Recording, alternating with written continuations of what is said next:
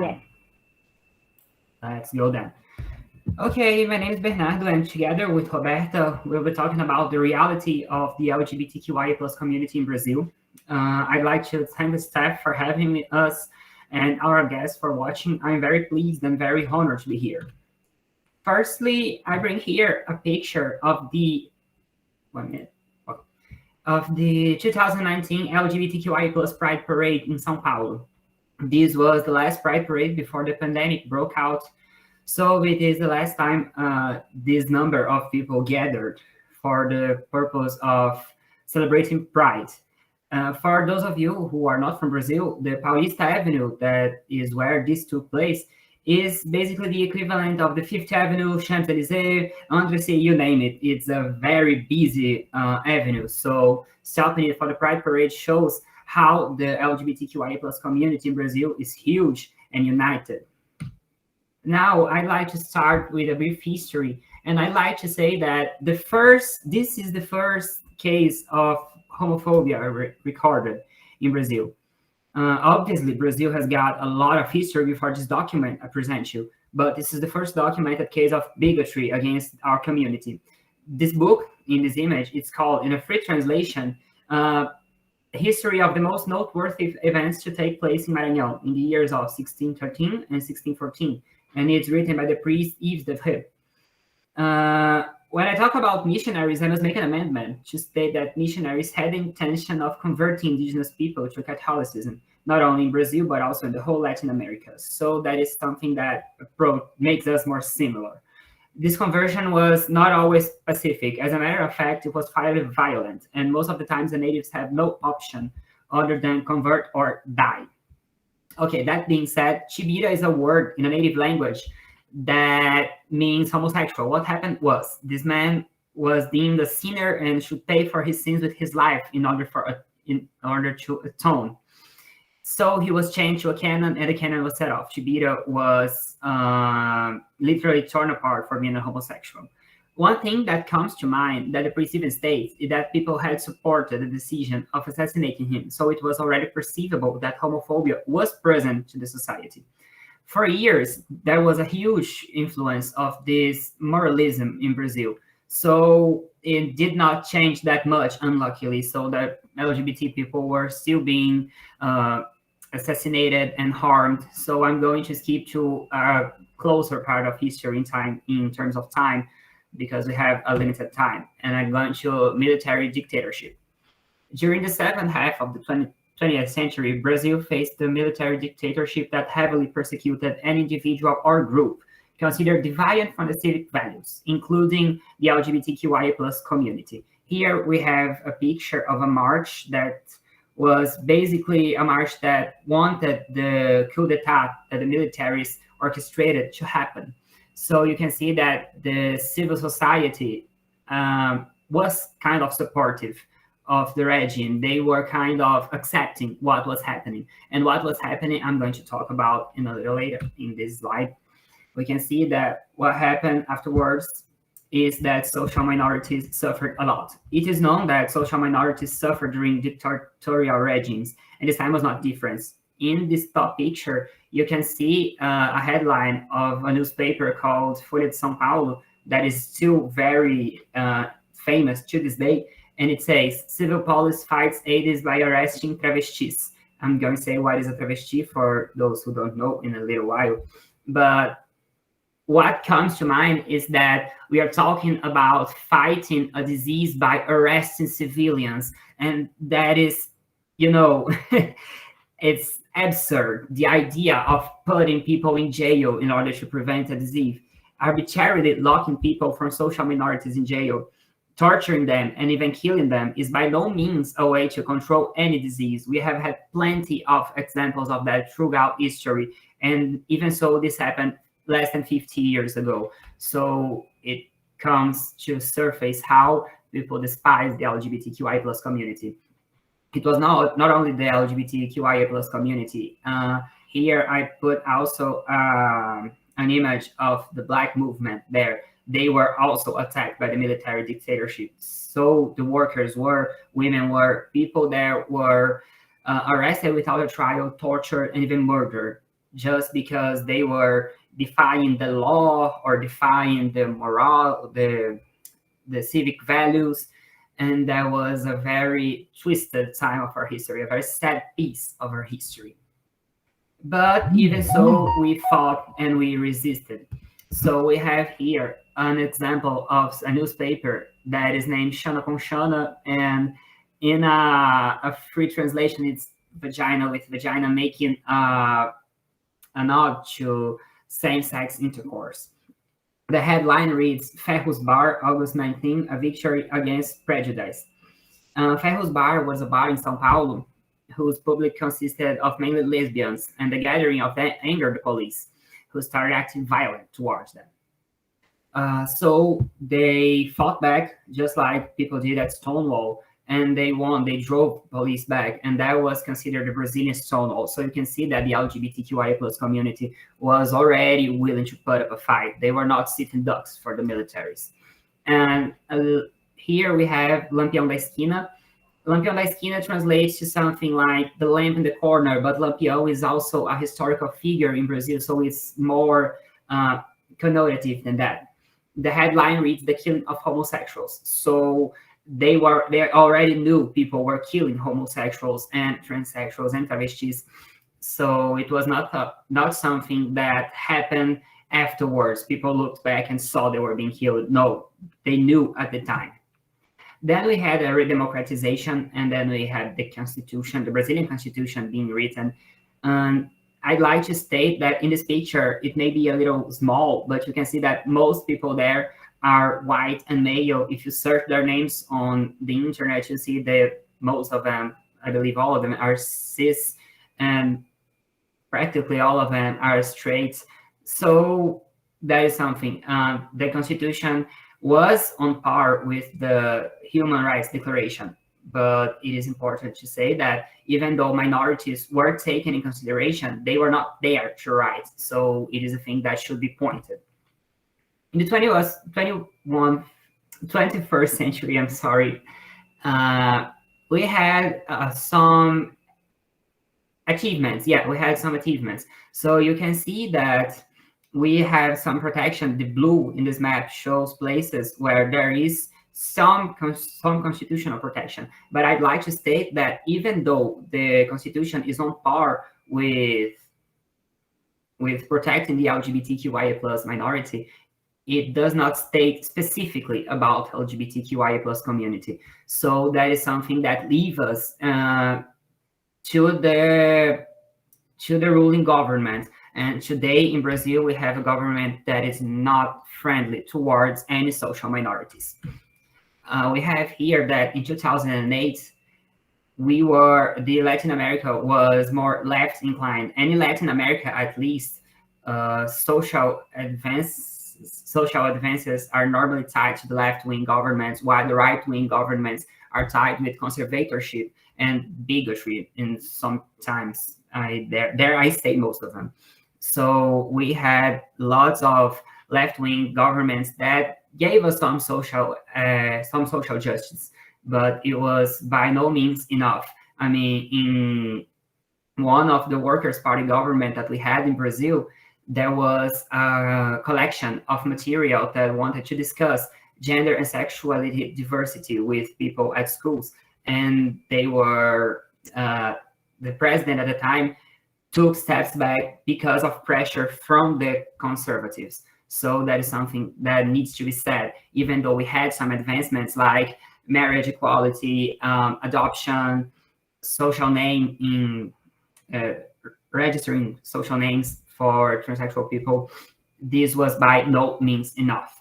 And we have right now a president that flirts constantly with fascism and nazism. I'm not exaggerating, he literally does that. So it is important to say that even though we had advancements, they are at stake. They are all constantly being threatened by conservatives, just like the current president of Brazil. So now I'd like to give Roberto the word. Thank you for having me, people. Thank you, Bernardo. So, guys, my name is Roberta Furlani. I'm a medical student too at the Federal University of Minas Gerais, and a member of the LGBTQAIA plus collective of the university's health courses. So I'm going to talk about a little about the statistics nowadays and demands and vulnerabilities of the community. Violence against LGBT people has always been present in our society. Brazil is the country with the highest absolute numbers of lethal crimes against LGBT people in the world, being considered a serious public health concern. According to the NOG Transgender Europe, there were 802 murders of transgender people between 2008 and 2015 in Brazil, accounting for the largest number of deaths. Violence with LGBT people can be understood as a complex phenomenon that has a major impact on life expectancy, since it generally affects young people, Blacks, and low-income people from developing countries. According to the World Health Statistics 2019, there were an estimated 477,000 deaths globally due to homicides in 2016. Brazil accounted for around 12.28% of this total, representing the seventh largest homicide rate in the Americas. So I'm going to, oh, you can pass, so we don't have time. Okay, that's it. According to the article, Homicide of Lesbians, Gays, Bisexuals, Travestis, Transsexuals, and Transgender People in Brazil, a special analysis, the findings shows that there were 3,100 LGBT homicides in Brazil between 2002 and 2016. Over half of homosexuals homicides were committed in small towns and cities, almost half in victims' homes. More than 30% used cold weapons. Over half of the victims were white. More than 25% were aged between 30 and 39 years old, and almost 45% were professionals with higher education. Over half of transgender homicides occur in small towns and cities, 52.8%. 76.8% were committed in public for fairs. 49.8% used firearms, and 57.1% involved 2 to 5 blows or shots. Almost half of the victims were aged between 20 and 29 years old. And 79.5% were sex professionals. You can pass. 6 states in Brazil showed homicide rates above 4.36 in the period of 2002 and 2006, being Amazonas, Mato Grosso do Sul, Goiás, Rio Grande do Norte, Paraíba, and Pernambuco. You can pass. 6 during the period of 2007 to 2011, being Rondônia, Mato Grosso do Sul, Paraíba, Pernambuco, Alagoas, and Sergipe, and 6 in the period of 2012 and 2016, being Amazonas, Rondônia, Mato Grosso do Sul, Paraíba, Alagoas, and Sergipe. You can pass. The Unified Health System, also called SUS, is formed by a set of health services and programs which can be accessed by anyone in the national territory, Brazilians and foreigners. The door of the primary entrance to the SUS are the basic health units that provide scheduled clinical care, small emergencies, and referrals to other reference services in the network. An example of a specialized care, you can pass, care center in Minas Gerais that treats of LGBT population, more specifically transgender population, is the Ambulatório Eduardo de Menezes, this one in the picture. The Brazilian National LGBT Comprehensive Health Policy is a milestone that recognizes the specific demands and vulnerability of the LGBT plus population in the regarding on affecting their constitutional rights to health. In spite of the great advances, LGBT population still suffers with extreme discrimination and unprepared health professionals. You can pass. So now we're going to talk a little about the demands and vulnerabilities of each specific population. The first one is transgender and travesti population. More than half of the trans population end up in the middle of prostitution due to school dropout, bullying, and family abandonment and violence. Many transgenders report a so-called broken arm syndrome. Oh, so sorry, guys. Broken arm syndrome. That basically is when a healthcare provider, consciously or not, assumes all manner of medical issues are a result of a person being on hormone therapy or just for being trans. Insufficient training, inadequate service offered due to heteronormative assumptions or the lack of specialized care provision, social discrimination in institutions, and inadequate communication skills such as the use of preferred names or wrong pronouns and being judgmental or moralizing towards the conduct of users. And transgender patients also report a lack of knowledge about their doubts when it comes to hormone therapy. In Brazil's health system, transgender men can be reluctant to search for gynecological assistance. The majority of this population report a lack of welcome and unsolved complaints. Transgender women also struggle with unprepared urologists and the disinformation about the risks of breast cancer. You can pass. Lesbians and bisexual cisgender women population.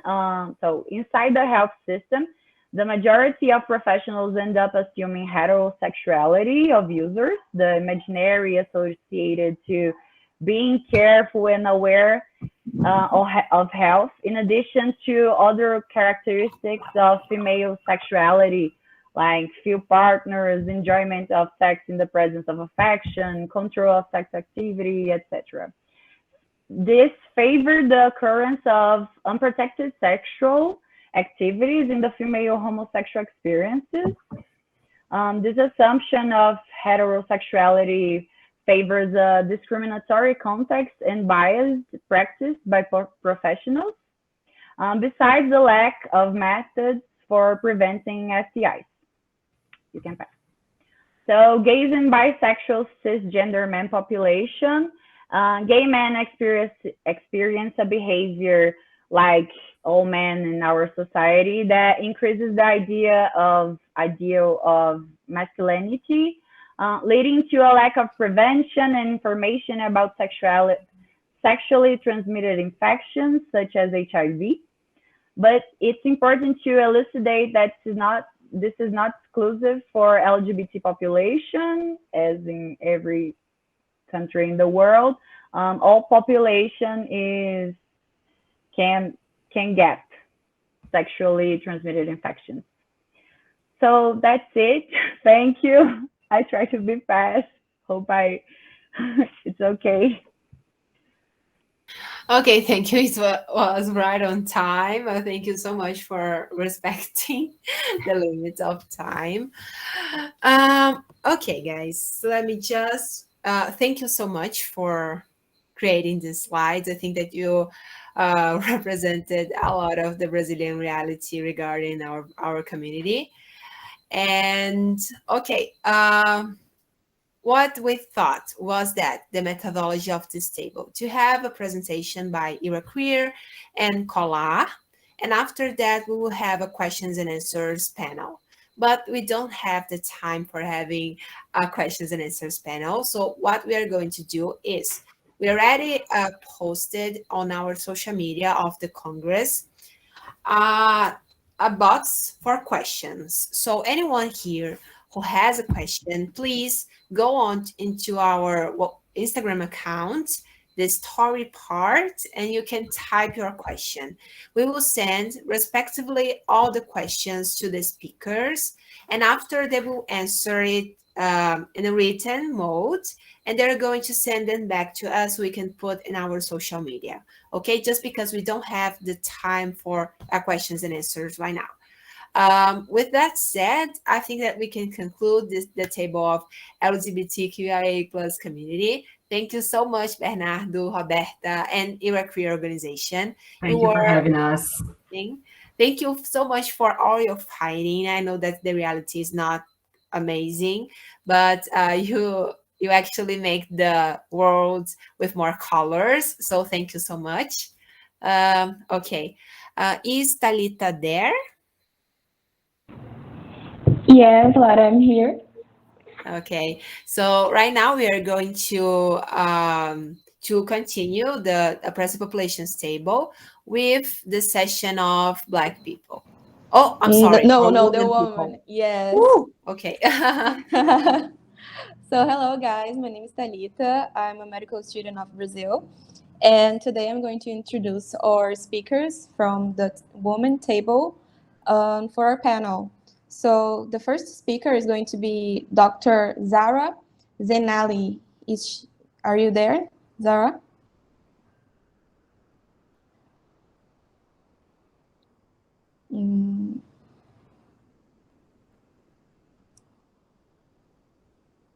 Zara?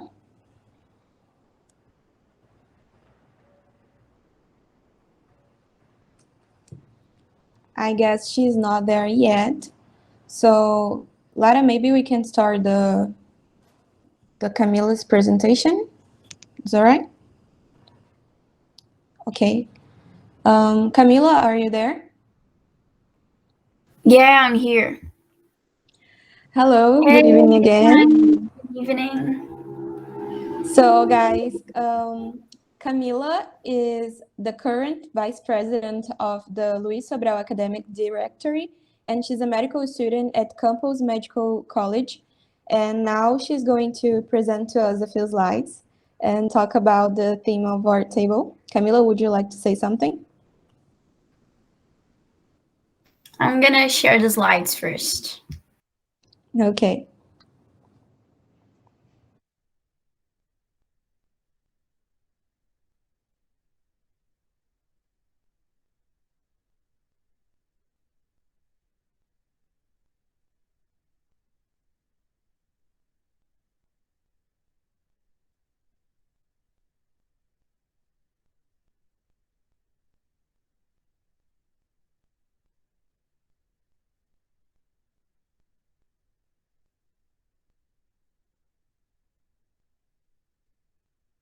Can you see the slides? I think so, right?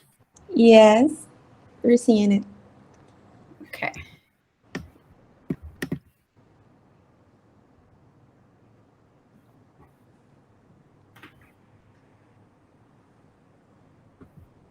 Just checking again. Yes, we're seeing it. You can start whenever you want.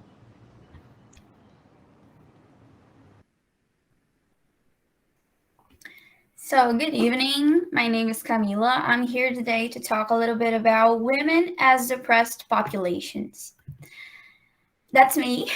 I am the current vice president of my college's academic directory, which I love, and it's a place of fight, and we really try to do our best. And I'm a medical student.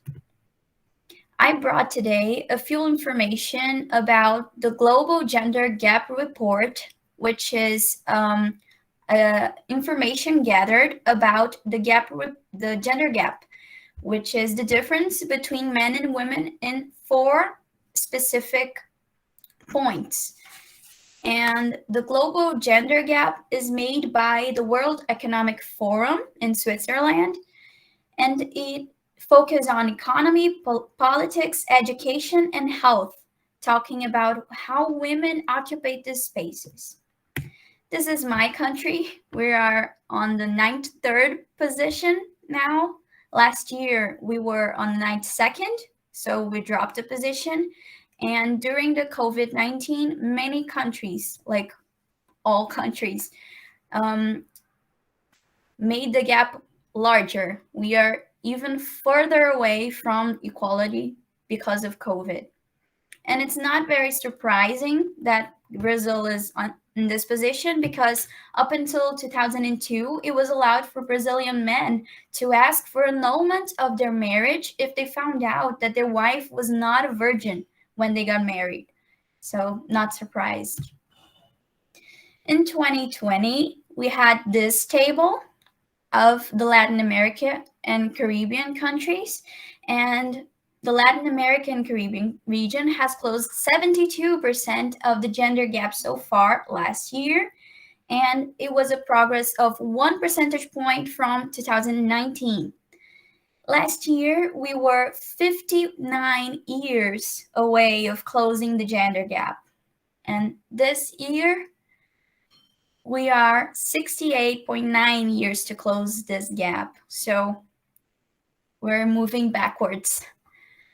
And it's very annoying, but real, because the percentage stayed the same from last year. So that stagnation of the number made us retrocede almost 10 years.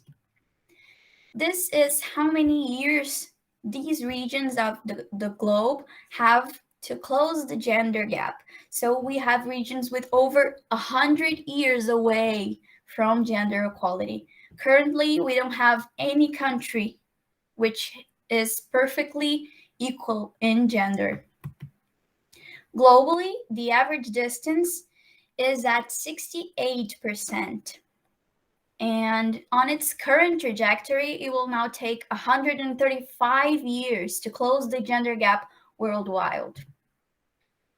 Talking about gender gaps in COVID, we have on that document that 5% of all employed women lost their jobs, and only 3.9% of men lost their jobs. So we are getting fired more. And LinkedIn data further shows that women were not being hired into leadership roles. So we're getting fired and we're not getting hired into leadership roles. Lastly, we have a longer double shift, mostly for women with children, because it's very hard to maintain a work-life balance during COVID with school closures and limited availability of care services. And it has contributed to increase of stress, anxiety, and job insecurity among women mostly.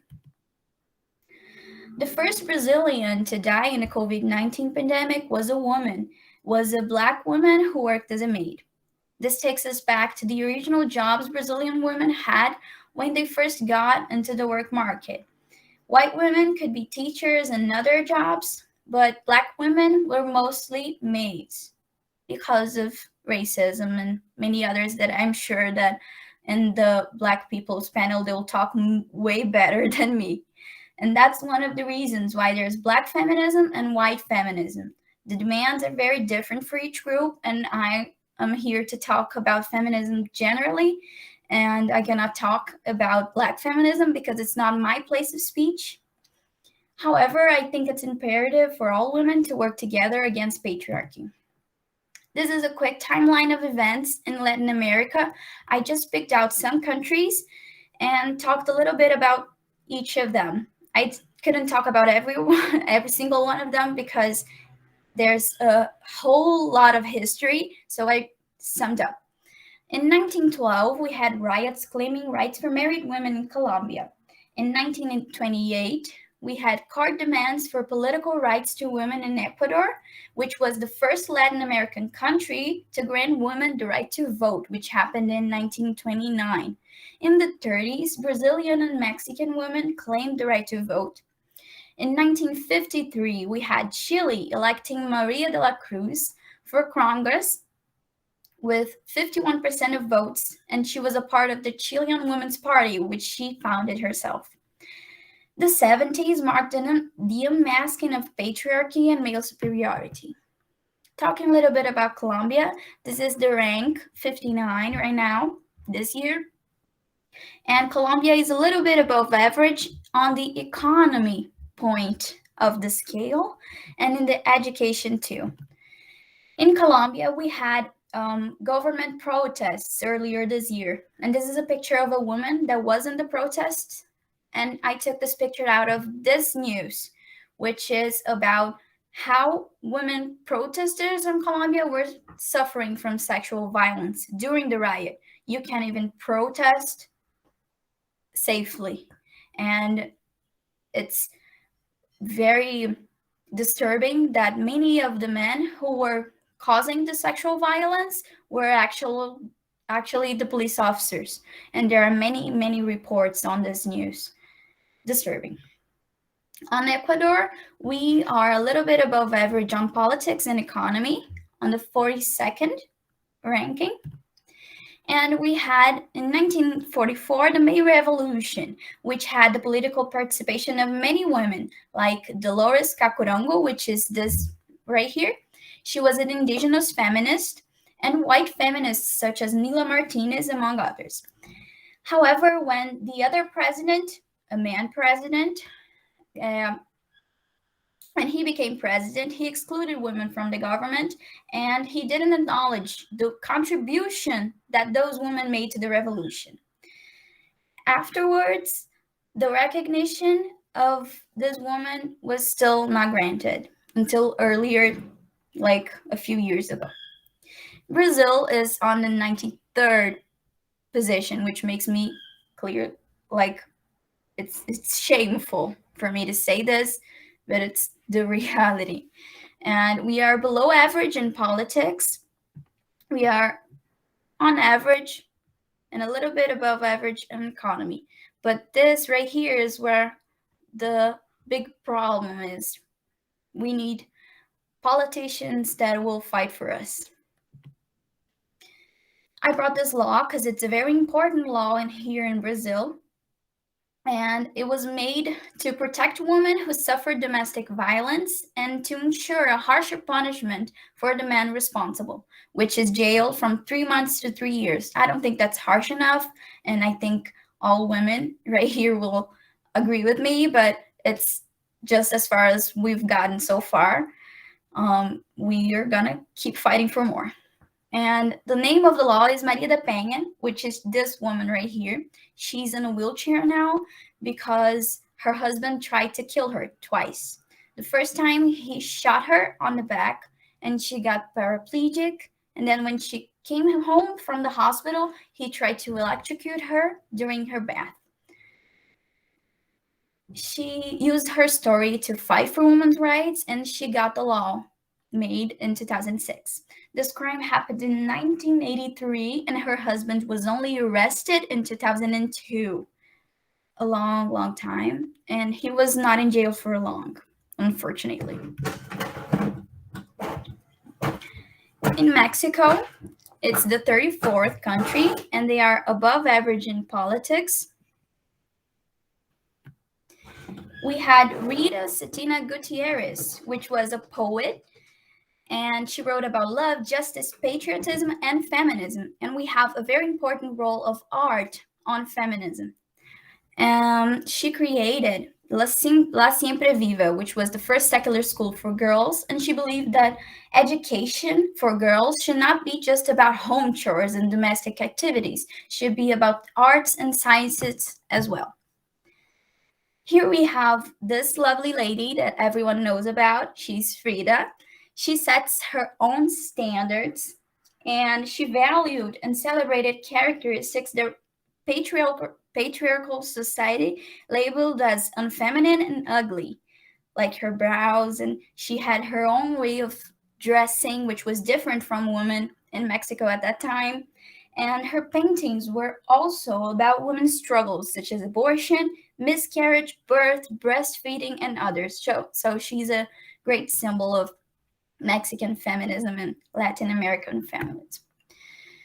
The Mexican Revolution of 1910 was important because during the revolution, which was a war, the men were fighting and women had to take places that only before were only held by men. So they were nurses, they were fighting beside men, they had new jobs. And then when the revolution ended, those women were sidelined and had to go back to the feminine jobs. And this encouraged a more widespread discourse on the need of suffrage and equality. And the women in Mexico got more radical about feminism and the importance of voting. Chile is on the 70th position, a little bit above average in politics. And we had Maria de la Cruz, which was a writer and political commentator. And she became in 1953 the first woman ever to be elected on the Chile Senate. These were movements that claimed for social and political transformations with the goal of reversing women oppression and exploration. And women started to build a new feminine identity and a new meaning of what it is to be a woman. Here we have the years that women could vote in each country. Closing up on Latin America, we have Ecuador right here, which was the first one, 1929. And here, Brazil, 1932. Talking a little bit about homicide of women. These are data of 2014 about some countries. Very annoying data, very disturbing data, but we know that it's real. This is the average high and very high female homicide rates. We have Brazil right here in the middle with very high female homicide rates, which is scary for women who live here.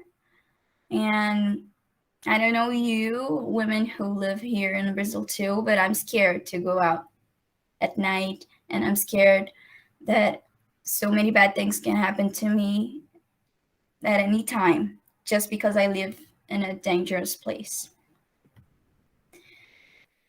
On this news, I want to talk about a little bit our president.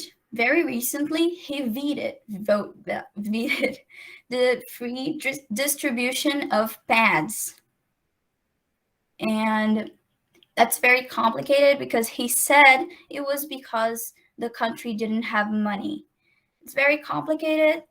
It's a very lousy excuse, but this also enlarges the gender gap because some girls, they get their periods and they can't get to school because they're bleeding.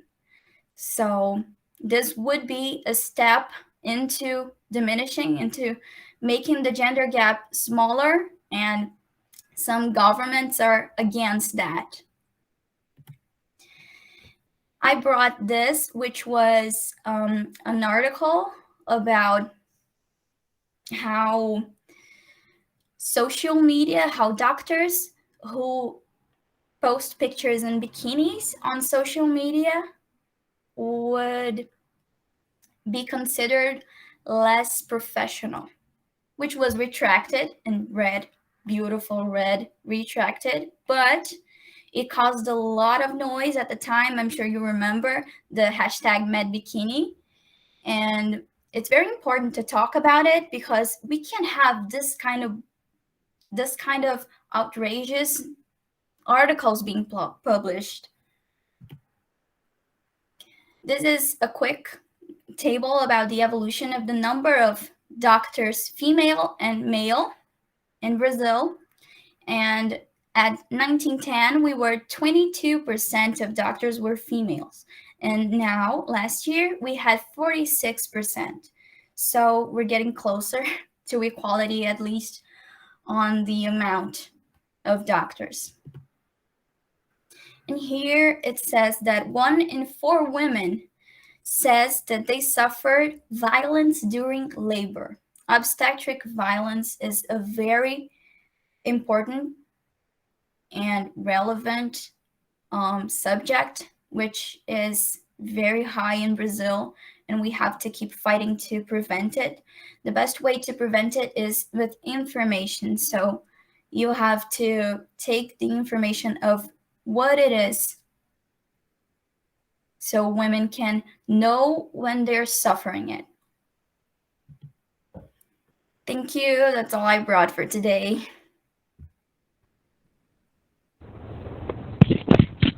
Thank you, Camila, so much for your presentation. It was amazing. I guess you talked about many of the gender, many of the problems that we're still facing, even if we are at the 21st century, we're still facing so much of gender inequality. And I guess even if we're trying to make the gender gap so small, it's still present in our society. So thank you so much for everything that you brought for us today.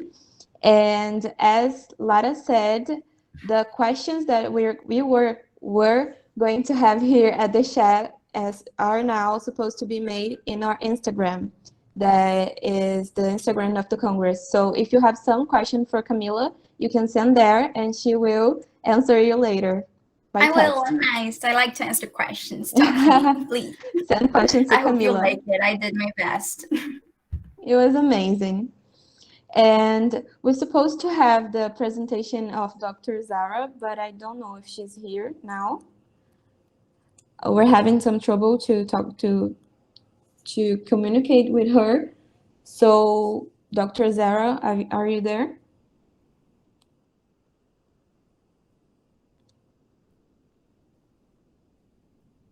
Yeah, I'm calling her again, but I guess she's not here with us. So, okay. So I guess we can start with the table of Black population. I don't know who's going to introduce the speakers. Isa, are you there, Isa?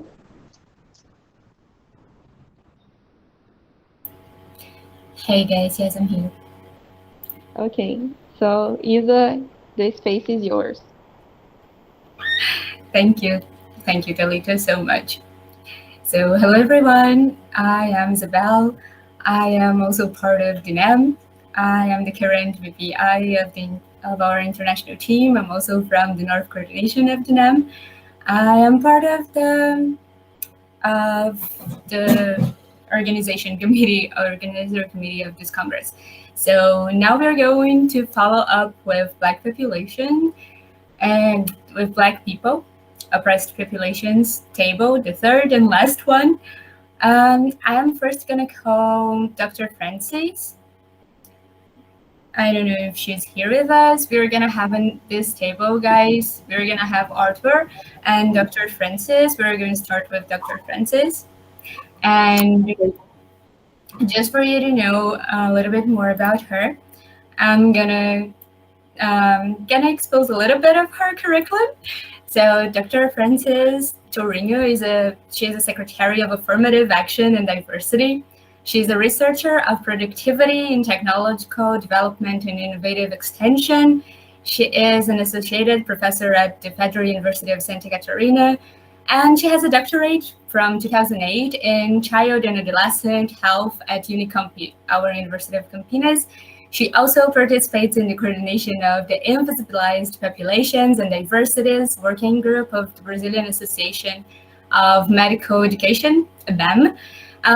She is the Federal University of Santa Catarina representative at the Academic Committee of Accessibility and Discapability among the Montevideo Group.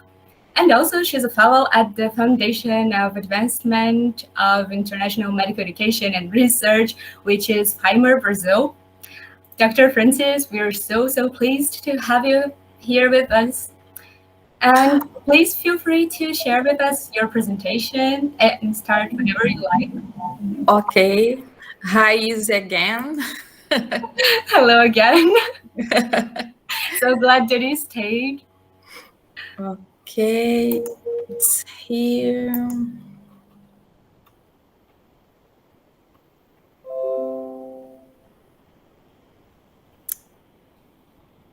Can you see? Yeah, we do. Okay. Good night, everyone. Thank you for invitation, and it's a pleasure to be here. Talk about the important topic in global health. I will audio describe myself. Oh, I am a Black woman with black hair. I have red glasses and blue shirt. In the background, they flag LGBT plus.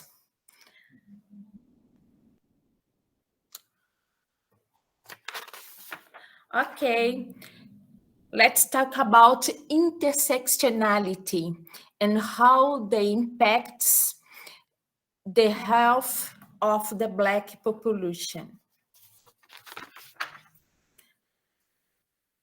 Intersectionality, it allows for a better understanding of the inequalities and the overplaying of oppression and discrimination that exist in our society.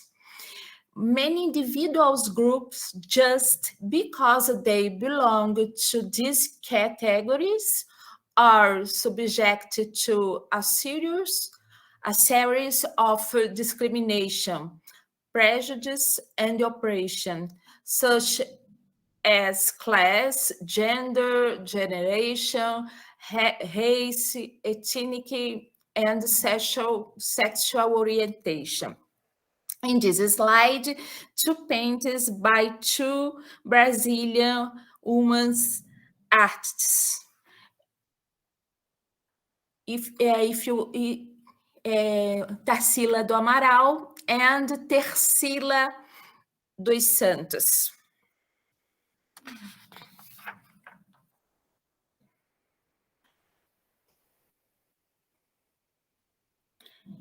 In this photo, we remember the reality of Brazil. Social distancing has always existed. Welcome to Brazil.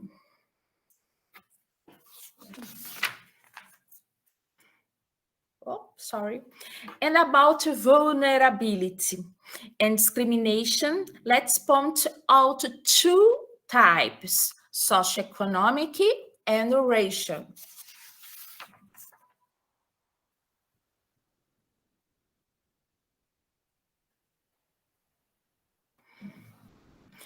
In socioeconomic discrimination, I need to tell you that in 2019, Brazil was the 8th most unequal country in the world.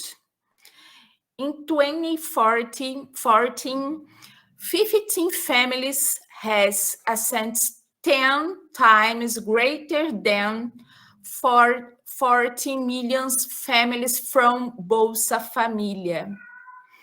And in 2019, the average monthly income of the richest 1% of the population who received $5,079 US dollar, corresponded to 33.7 times the income of half of the poorest population in Brazil, who earned 152 US dollar.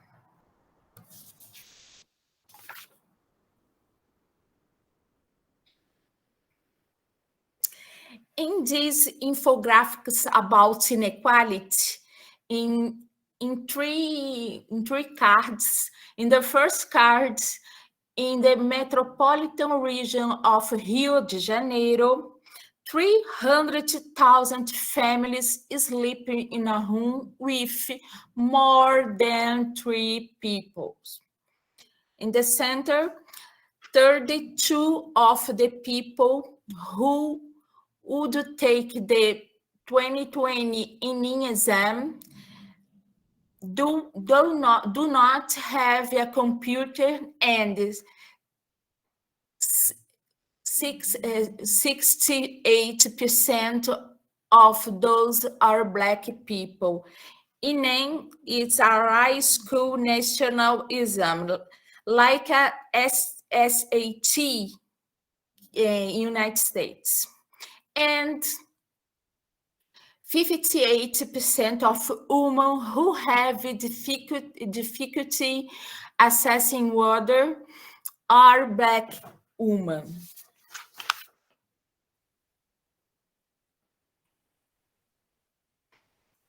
I introduce the art of the name. The name is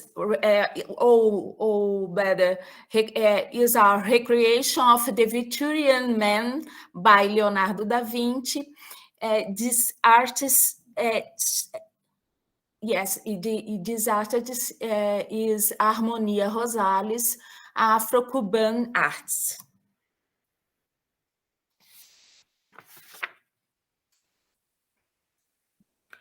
Well, according Silvio de Almeida, the rations is not an act or a set of acts, nor is it limited to a phenomenon restricted to institutional practice.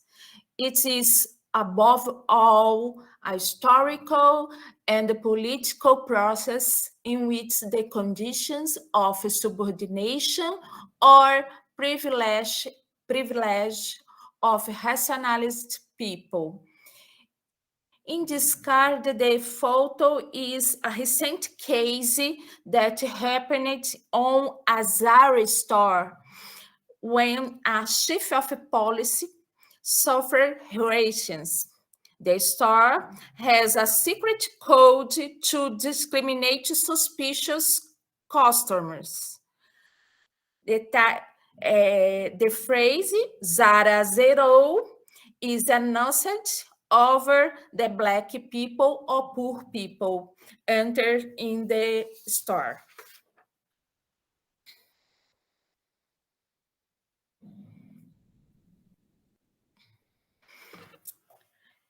Everyday things.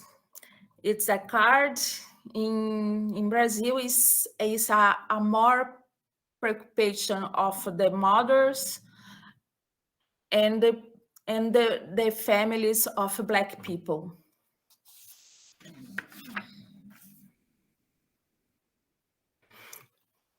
In Armandinho's comic strip, the policeman asks for the receipt for the bicycle, and he thinks it's strange that someone walks around with a receipt. His Black friend has the receipt, and a few months ago, it happened in Rio de Janeiro. The strip is true in Brazil. According to Horaci Nogueira, the racial prejudice in Brazil is mark prejudice, and in the United States of America is the origin prejudice, and that is why the phenotype in Brazil distinguishes people who are targets to racism. And affirmative actions equates is necessary. It is necessary.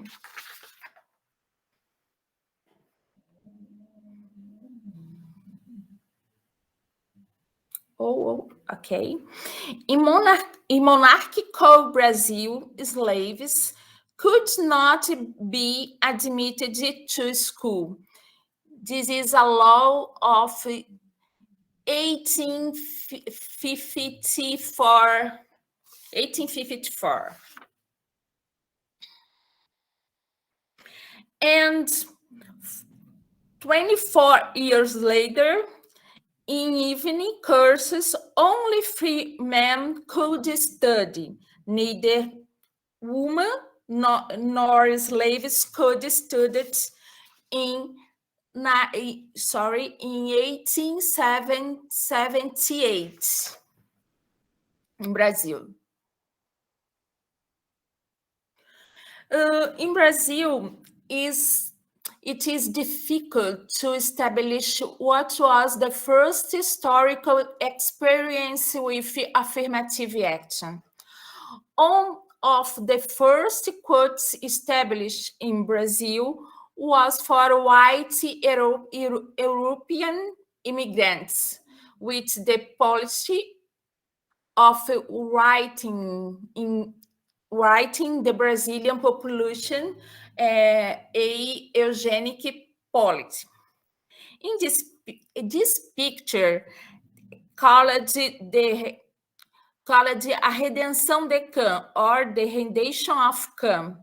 It's an example of the goal of whitening the population, where marrying Black people with white people would gradually whiten the Brazilian population.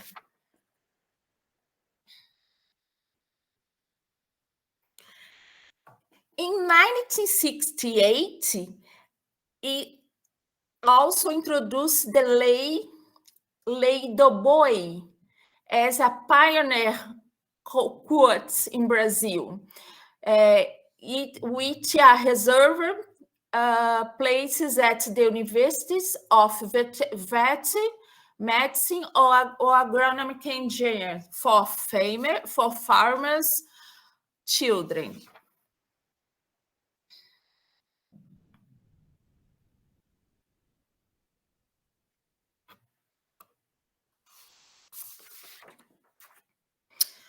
The structuration and employment.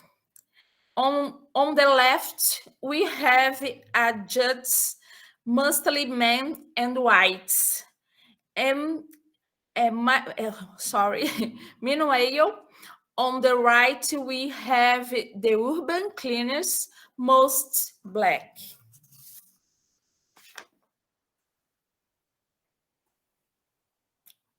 Okay. A Brazilian department store established a trainee program, it is this, for Black professionals last year. The society found and said that this was unacceptable, that they were discrimination against whites. However, Google, in this card, always runs a program for Black undergraduate students, and there was never a reaction from society. This is a structural racism. The society is indifferent to the most of young people population getting stuck in the main activity in a company, but get angry when young Black people get the opportunity to become a trainee, as they could become a CEO, president, or director of a company, of corporation. Dr. Francis? Oi? Just 1 second of your time. Just to let you know that you have still 10 minutes. Okay, thank you. You're welcome. In the health of the Black population, 67% of those who depend on the health system health system in Brazil alone for health care are Black. In this card, Blacks have the highest number of deaths from COVID-19. And 70.5% 5% of residents to receive social benefits are Black.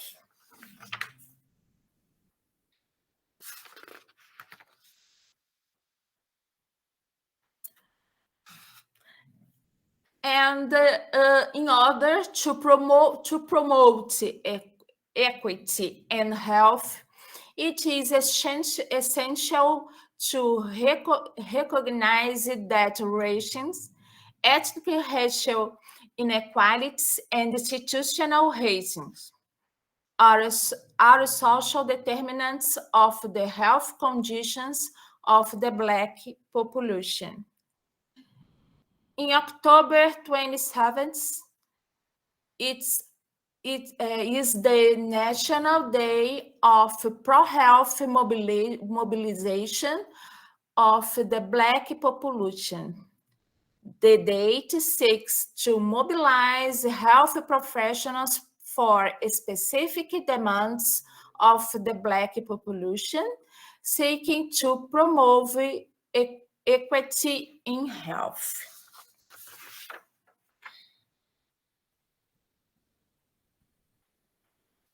And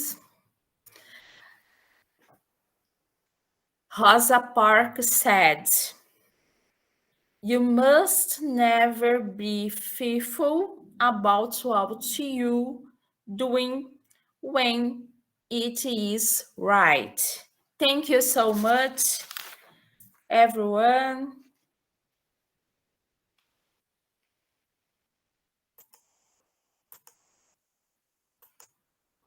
Thank you. Thank you so much, Dr. Francis. It was such a pleasure for us to hear your talk and let us know a little bit about what you have to say about this topic. Well, since we are kind of in a hurry, if you guys have any questions to Dr. Francis, please send in the chat, as Talita already assured us, and Lara as well. Right now, if it's okay for you, Dr. Francis, we are going to start with Arthur. Arthur, are you there? Yes, you are. I see you. All right. While you put your slides to us, I'm going to present you really quickly. All right. Guys, this is Arthur. Arthur de Freitas Costa, for a full name. He's a Brazilian medical student at the Federal University of São João del Rei. He's a health policy coordinator and regional coordinator of DINAM, our National Executive Direction of Brazilian Medical Students, as you already know. Also, he's a member of NIGREX, National Collective of Black Brothers and Sisters, Medical Doctors, and Scholars. And he also composes the Afronte, which is a political youth organization here in Brazil. He's also known as, by the famous claim inside DINAM Brazil, that is, "Please call me Fries." I'm so sorry, friend, I had to make this joke. For the ones who didn't get it, Fries is just his international nickname. So, Fries, please, if you want to start right now, the floor is all yours. Please be so welcomed by our no respect that people have with me down in this exactly moment. So I'm here really happy to be here. And the first thing I would like to say is me and Francis didn't know each other until today, because you will see some, I don't know, coincidences in our presentation that I'm really here like blowing my mind. So I'm gonna start. For those who can see, I'm a Black man with beard. I have a curly hair, and I'm wearing black glasses, and I'm wearing a blue shirt with some avocados here, if you can see. And behind me, there's a white closet. So now, the picture that I'm showing here is my city, São João del Rei, the place that I study in the Federal University of São João del Rei. So I'd like to thank everyone involved in making this Congress. I know how hard it can be of making one of these, especially online where everything can happen. as well. Everyone who is watching me, thanks, Mom, I'm here. And I'd like to express all my respect and all my solidarity to the victims of COVID-19 and their families around the world. In Brazil, the country that has more than 600,000 deaths of COVID that we know of, the victims from the genocidal government of Jair Bolsonaro, a president that perpetuates the virus, fighting not against the disease, but alongside it. My country in my country, the mortality rate of COVID-19 between Black people is much higher than the one referring to white persons. And that, much more drastically than anything else, demonstrates how racism works in Brazil. My country has the sickest population in the world, and more than half of Brazilians are Black, and how we say in Brazil, or how we say in Portuguese, pretos and pardos. Despite that, we are an equal society that was built through racial discrimination. In the map that I'm showing to us, the states in Brazil that are colored in orange are major Black habitat majorly by Black persons, and the states in green are habitat majorly for white persons. For a long period in society, society believed in a biological aspect of racism. The segregation that happened in many countries against my brothers and sisters was justified with arguments that said that Black people were much more violent, were more likely to sexually assault women and children, and could spread disease to other people. Through the fight of our own people, we achieved justice and we put down the racist law that humiliated us. This could escape from a little from my presentation team, but even with the achievement of social justice that we already have achieved, we know that today the LGBT people still suffers from the same kind of segregation, with the same arguments. Many of us has heard such things as this part of the population can spread more ESTs and many kind of disease, not to mention the times where they are seen and diagnosed as illness themselves. In Brazil, the suffix ismo mentions some kind of illness, and while ago homosexuality, we'll call it homossexualidade in Portuguese, we'll call it homosexualismo, and it states that LGBT people suffer from some kind of sickness. That there are a lot of news in Brazil when you can see some trans people are being expelled from malls, that are being expelled from restaurants, and we still see this today, despite we already seeing that on the segregation era that a lot of countries have passed on. But we know perfectly this is a lie, and we must fight side these people so they can also reach their justice, so as we already did. But what is racism? What is this thing that we face every day? A research major in Brazil asked many white persons to describe what it's like to be white. How they feel to be white, what exactly they can describe that it's being a white person. The answer that hurted me the most was made by the homeless white person. That says that he was allowed to enter in a mall and use their bathroom to clean himself, but his Black homeless friends couldn't do it. Nowadays, with a lot of scientific research, along with the Black movement, it's been proven that we already consolidate the concept of race, as we know, is not a biological term. We have already overcome the idea that the color of our skin makes us different kinds of humans. Race, as we use today, is a word to express a political concept built by our society. I show the same picture from Tarsila de Amaral. This is a picture called The Workers, and it's very famous in Brazil, and even the name, the organization that I'm from, refers to that pictures in many of our art and many of our posts. But explaining what is racism, for most people, racism is a kind of disease that some people carry inside their minds. They believe that because of the color of someone's skin, the shape of their nose, their eye or their lips, makes them inferior to white folks. But that idea is just too frugal and does not explain how racism develops itself in your society.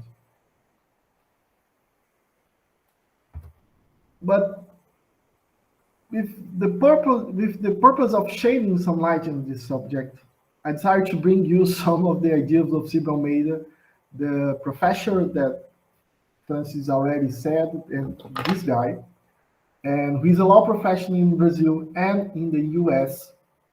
Silvio's book is called Structural Racism, as already been said, and the thesis that Silvio explained in the books is that racism isn't based in the simple on rude and aggressive behavior perpetrated by white people against people of color. He says that this is individual racism. Besides that kind, there is an institutional racism, which is a form of discrimination that happens when institutions absorb the racism that is already on society. And in that way, those institutions are reproducing and helping with this maintenance of racism. And if individuals and if institutions are racist, Silvio Almeida proves that racism is something structural, built by society, and in his own words, racism derives from the social structure itself, which means that it came from the regular way in which the political, the economical, the juridical, or even the family relationships are built. Thus, it isn't a social pathology or an institutional disarrangement. If racism is built upon our basic daily experience, health regarding issues are not an exception. But if we are talking about health, we must understand what we think about health. What is the concept of health that we are creating in our minds? This is already the photo that Dr. Francis showed to you. But what is the concept of we are talking about? Many of you have heard of the idea that health is the absence of disease, but it's not enough to affirm that someone is healthy. And we already know this, and it's not enough because the concept of health who the World Health Organization uses is that health is a biopsychosocial model. This idea of health involves much more than just not having disease. But even in this more complex theory, it's not enough to embrace the entirety of what health really is. A famous Brazilian doctor and sanitarist once said, in 1986, in the process of creation, the health system in Brazil, SUS, the biggest universal health systems in the world, that being healthy is to have land in which you can harvest. And you're seeing him, you're seeing Sérgio Aroca. We come from different worlds, we have different histories. Some of us were raised in a colonial structure. Some of us struggle with sexism and misogyny, which is also structural, since the day we were born. Some of us suffer with poverty in their families. And it is just not fair to say that these people are fully healthy, even if they don't have any actual disease. Every person is born in a world which has predetermined conditions that we are established before them, conditions that we cannot choose before we were born. And the major conditions that influence in our health is the amount of wealthy that we are born with, or should I say, the class that we integrate. The great example that we are seeing right now is how countries that are outside the center of capitalism, being the center of capitalism is Europe and the United States, like countries in Africa, don't have enough COVID vaccines to distribute to their citizens. Although in the same time, the USA is throwing their own vaccines in the garbage and its populations refuse to be vaccinated. In Brazil, despite the access of vaccination, the Black population is still suffering from lack of vaccines. First, the primary group to receive the needle in their arms was the older ones, because of the higher risk of death from COVID-19. And we know the life expectancy of Black people in Brazil and in the world is much more lower to the white people. The professionals, the other group who received vaccines in the same time as the older ones was the health professionals. Although to become a health professional, you have to have access to proper education. In most cases, higher educations. And we know that in Brazil and in the world, the Black population has less access to education in general. Despite that, this is the first person to receive the COVID-19 in Brazil, Monica Salazar's nurse in the states of São Paulo. But how do we change that? How we build a world that's made for people of color? Being very sincere, I don't have the proper answer, but I think I have the right path. The answer is to aquilombar. What is this word you're listening to? Aquilombar is a verb that comes from the word quilombo, which in Portuguese refers to a Brazilian settlement founded by African people who escaped from the slave farms back in the colonial era. The greatest one was the Quilombo dos Palmares, a settlement that resisted for 100 years before it was taken by the Portuguese forces. His king, Zumbi dos Palmares, the man you are seeing right now, and his queen, Dandara dos Palmares, the woman you are seeing right now, are now Brazilian heroes that inspired many Black people to fight for their own freedom. The holiday that Francis already said, it's the day of the death of Zumbi dos Palmares. We know very little about these two persons. We only know the day of their death that was database in the Portuguese archives.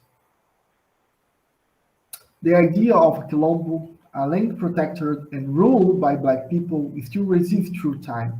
And even if you trace in pop culture, I think you might be seeing this movie, and I think you know what is Wakanda. If you don't know, you're extremely wrong in this moment.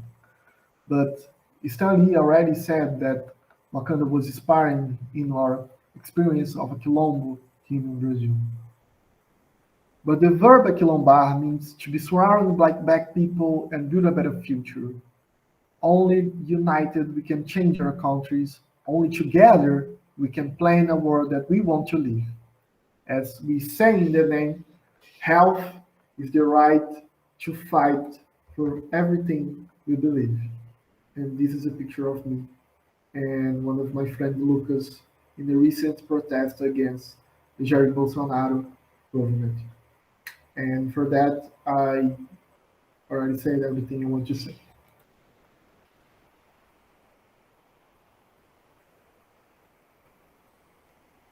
That's it.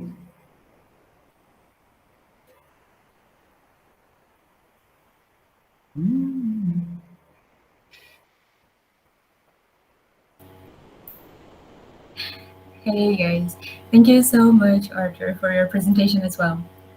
I guess that's it. I guess we are almost ending our day. I'm gonna let Lara talk. I guess she raised her hand, and then I can come back after. Hey, Lara. Hey everyone, I think that you can make the final speech, Isabel, and then after I will want to only say a few words.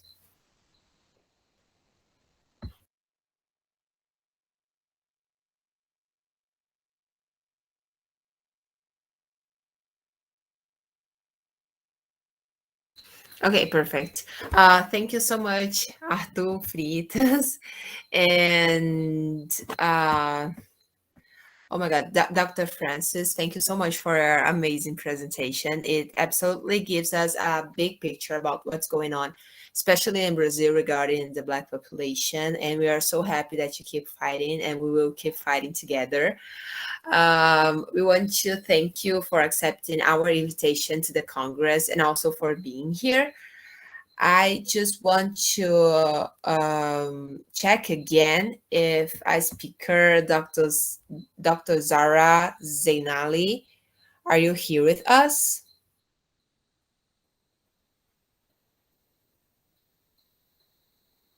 Zara Zainali from Iran.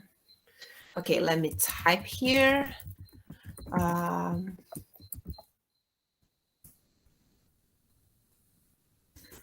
Okay, I think that we are having some internet connections problems with Dr. Sarah. So the thing that I'm going to suggest to her is that to her to present and record it and send her presentation to us. Her presentation would be about the women population, and then it's going to be available in the platform. On the platform, okay? So I think that this day is over. Thank you so much, guys, for being here. I hope you enjoyed the presentation and the table. And we are so sorry for all the things that we can control about the platform, about the different links in Zoom and the Meet. So thank you so much, guys. I hope you have a lovely evening and warm Brazilian hugs. Bye-bye. See you in the next days of the Congress. Goodbye. Bye bye. Bye, guys. See ya.